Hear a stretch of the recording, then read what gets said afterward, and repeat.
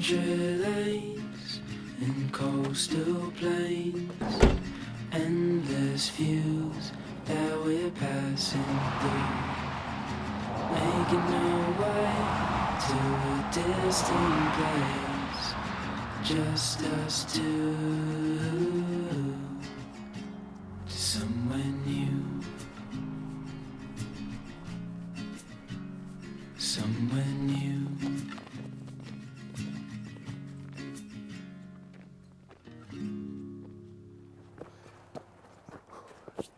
This hill's a bit slippy. Time to go four-wheel drive. These are pretty nice. They're crampons. I don't know if I've shown them off before. Got them 3 or 4 Christmases ago from my parents, since I do a lot of hiking. These are pretty extreme sets. This is what you might want for glaciers, not necessarily just hiking through the foothills. Major downside is they always seem to like pick up a ton of branches and pieces of grass and stuff.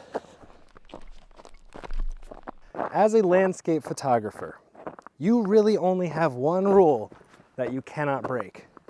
And that is what we're going to be talking about in this video today. And in my opinion, this is a universal rule for landscape photography, nature photography, journalistic photography. And maybe you can tell from the title, and maybe you know just by knowing what's trending right now, we're talking about AI. If you've updated your Photoshop recently, you may have seen a new option when you select things in the image that says generative fill. What this is a kind of an AI, an artificial intelligent option that can take your image and pretty much put anything into it that you type in. Now, photographers have been using this a lot recently, and Photoshop, or AI I should say, has gotten so good that in many cases you wouldn't even be able to tell. This is different than using the clone tool to remove things and fix things. This is different than that. This is generating completely artificial images. So your one rule when it comes to your photography, your one rule when it comes to what you show people, what you enter into competitions especially, is artistic integrity. It is the thing that separates you as a nature, landscape, street, whatever style photographer from a digital artist. And what I'm getting at here is you have to make the decision on your own and based on your own preferences, on your own moral dilemmas. Where do you draw the line? What is too far when you're using these specialty tools?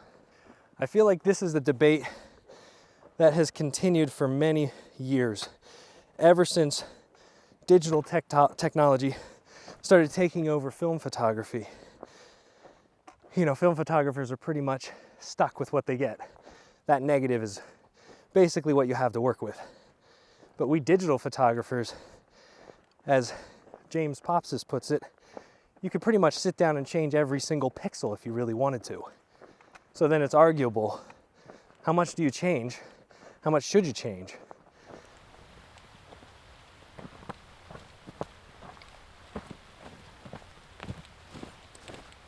These crampons make a huge difference. I would have just fallen on my back if it weren't for those.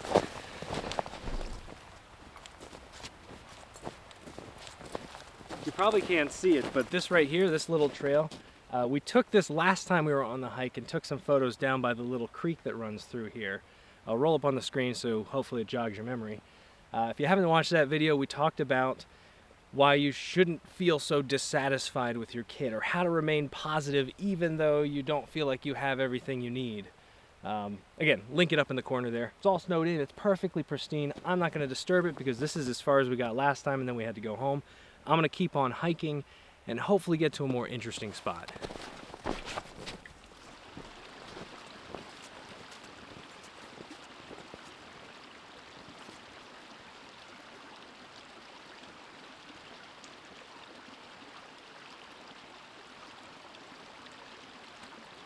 Oh yeah, check this out over here. So right over here, we have this little embankment here. And as of right now, the snow is undisturbed. There's no footprints, but there are lots of little textures from like blips of snow dripping. Blips is the official word. Little drops of snow falling from the branches as the sun comes out and warms up the day. So this is pristine.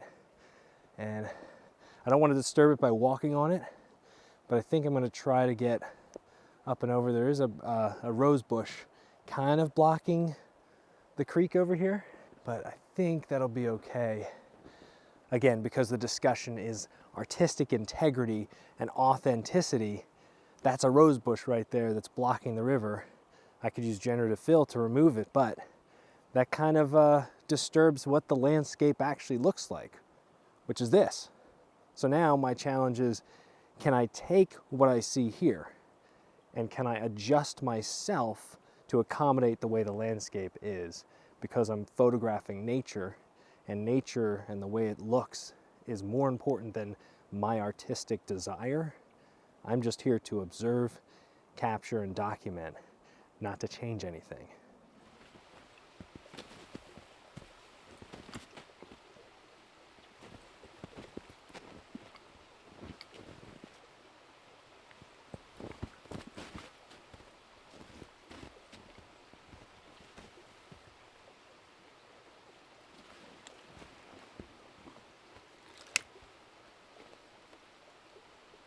Now, there are times when I question my sanity deeply. For whatever reason, I didn't even check to make sure my bag was closed all the way. So I've dripped blops of snow all the way into my bag and all the different pockets that are wide open.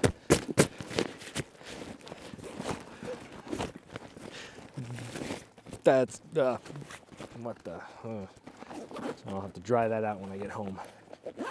It's waterproof on the outside as long as the zippers are closed. So I think I found the way to compose this photo. Oh my goodness, there's snow and everything. So I think I found the way to compose this photo correctly so that, again, I'm working with the landscape, and that is to get low to the ground, shoot at 85 millimeters, and get a very low angle.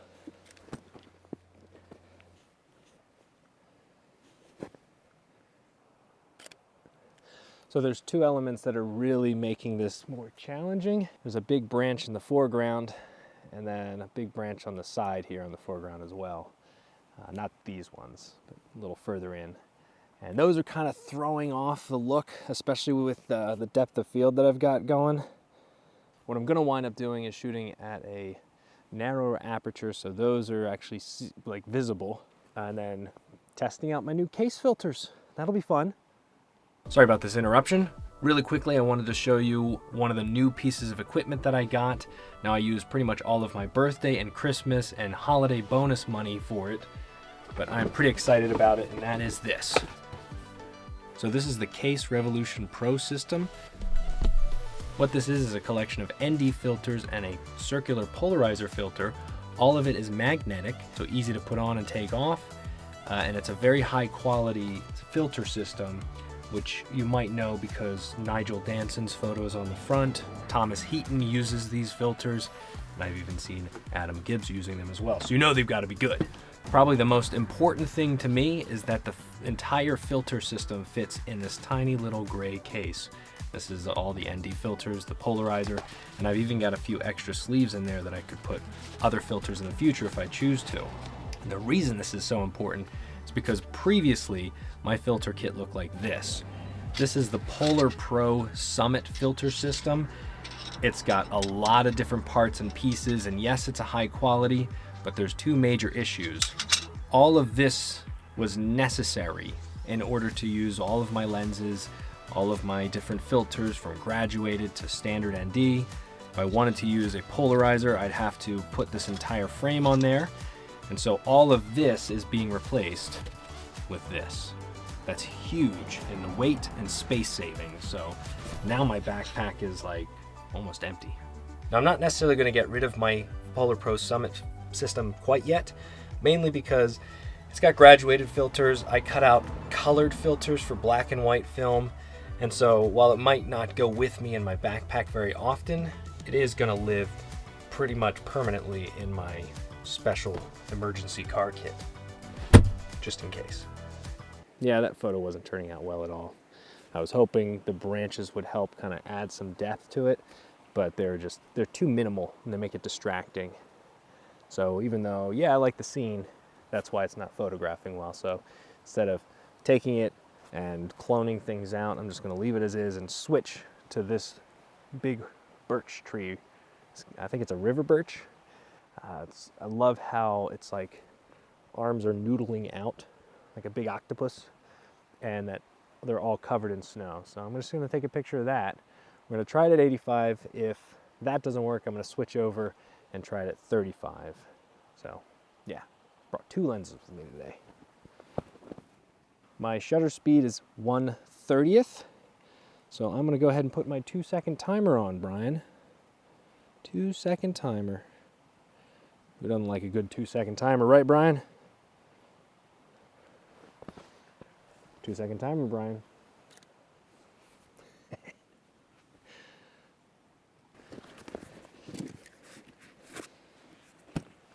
Let's try a 16 to 35 because 85 wasn't really looking right. I'm punched in all the way to 35 millimeters. Again, 1/30th, a 2-second timer. And there we go.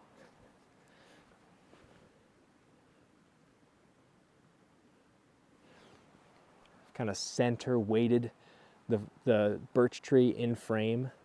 So it's, yeah, better than no photo. I'm gonna do my best not to disturb this patch of snow because this could be important to my final photo from this location. What I'm thinking is if I creep in a little bit closer, try to get through the river here. There's already somebody who's walked through here, so I'm not worried about over here, but it's more this big patch there.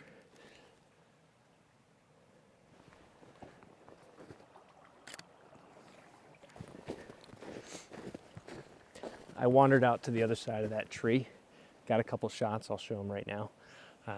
Both of these shots, I really like the placement of the river and the elements, so I'm gonna move around, try to take a long exposure again. Got to test out those Kase filters.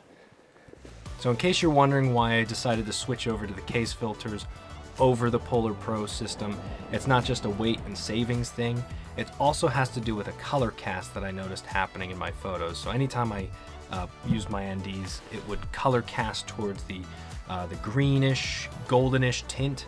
It would really warm up the photos and push it towards the greens. And yes, I can white balance in post, but I don't know, I like to have as close to accurate as possible in my photos in the very beginning.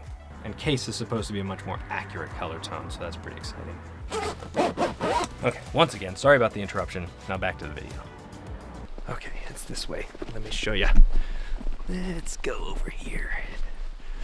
It's around the corner. I'm not disturbing the snow. Oh, I'm getting covered in snow though. Right here. I'm all set up already.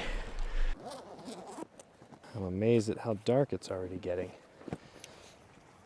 Okay, so this is the magnetic ring adapter. Now it's a 77 to 82 millimeter adapter. This 35, or this 16 to 35 that I have on here, the F4, is a 72. So I have to adapt with two different rings. Not a big deal, because I'm not shooting at 16 millimeters. I shouldn't get too much vignette. Okay, now that's on there. That's all it took. Now I can stick a polarizer on there. Try to get that nice squared away. Just like that. My filter's on. I'm polarizing. It's amazing. Compared to how long the Polar Pro took, this was worth it. I just took the perfect amount out. The really nice thing about these Kase filters is that they're color coordinated, so this blue is a 3-stop.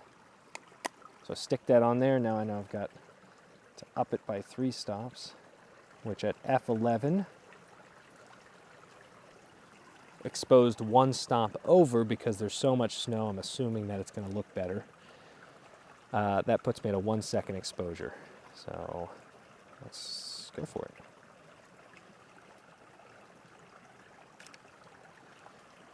That looks real nice. Love the way that that worked with the water.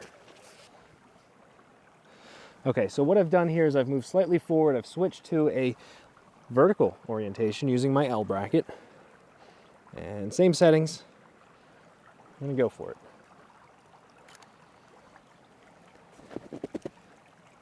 And that is the benefit of a filter system. Now I want to say outright, I am not sponsored by Kase Filters. I have no affiliation with Kase Filters. I bought it with my own money. I used all of my Christmas money and birthday money for it. So it was not cheap, but I find it worth it. And because I found a product that I'm happy with, and I think you will be too, I'm gonna go ahead and throw a link in the description down below. Again, I'm not affiliated, so I don't get any benefit from telling you, except that I want to bring value to you, fellow photographer.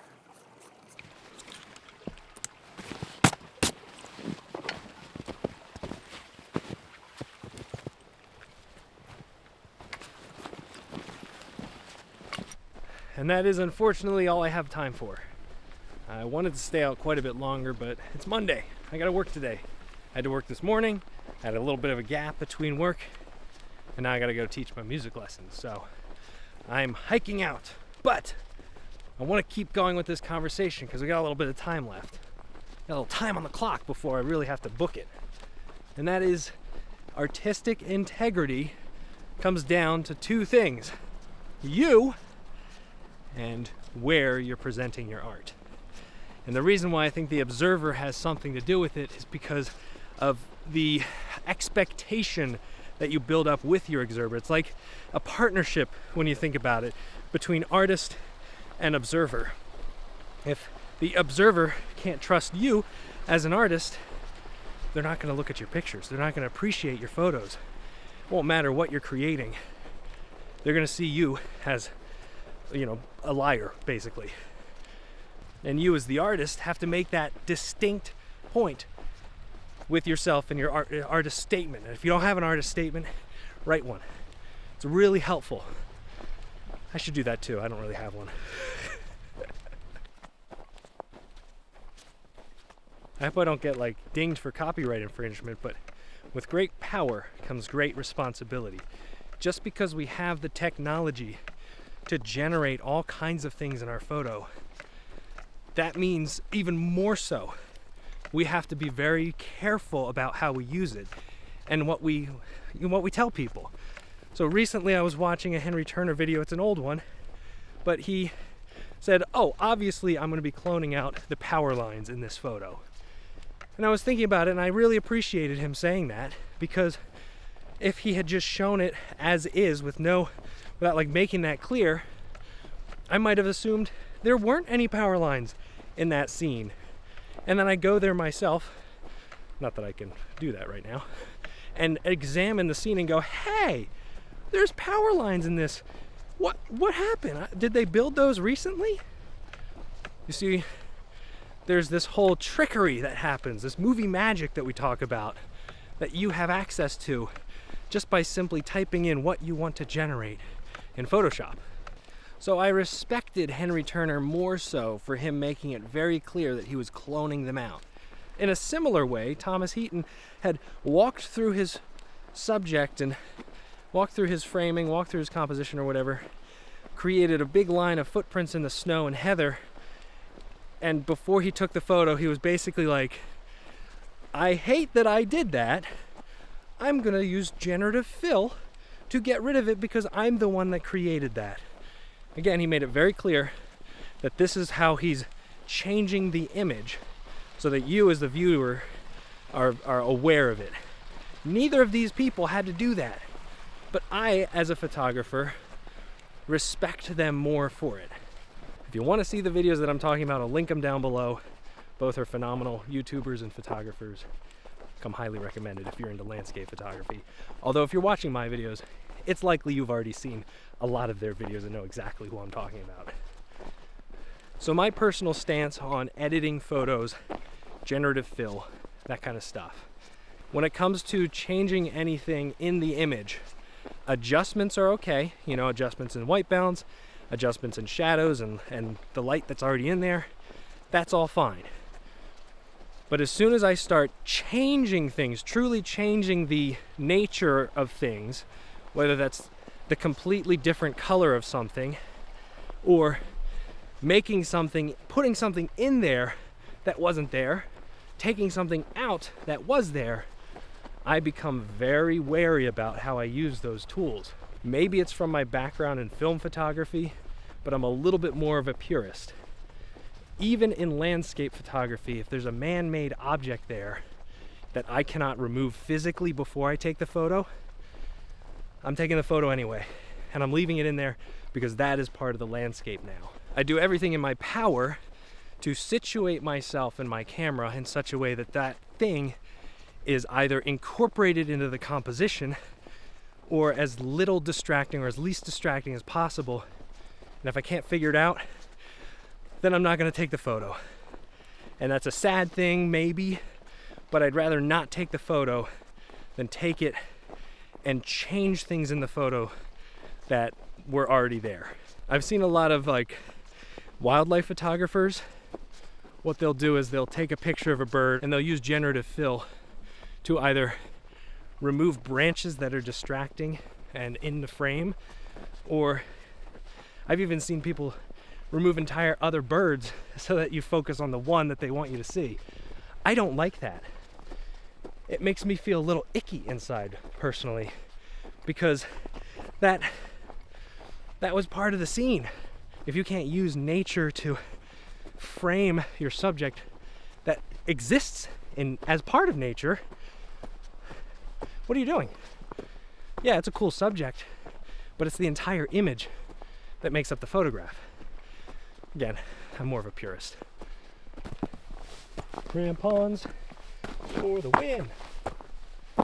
Now, in case it wasn't obvious, I was having fun today with the photos that I took because I know none of them are award winners. And I threw in some things, should be obvious what I did, just to show you the power of generative fill and why we have to be careful about it.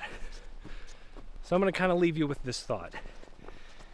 When it comes to this decision, this idea of how much you change, adjust, or completely alter your images before you claim photography as your art form, be careful.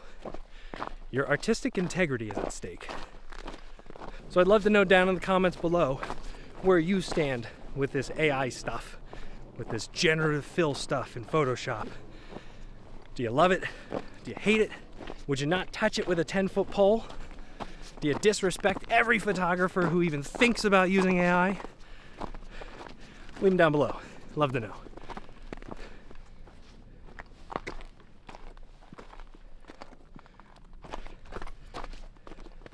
Well, I can see the van now. Hi, van. So I'm going to call it. Thank you so much for watching, and I'll catch you in the next one.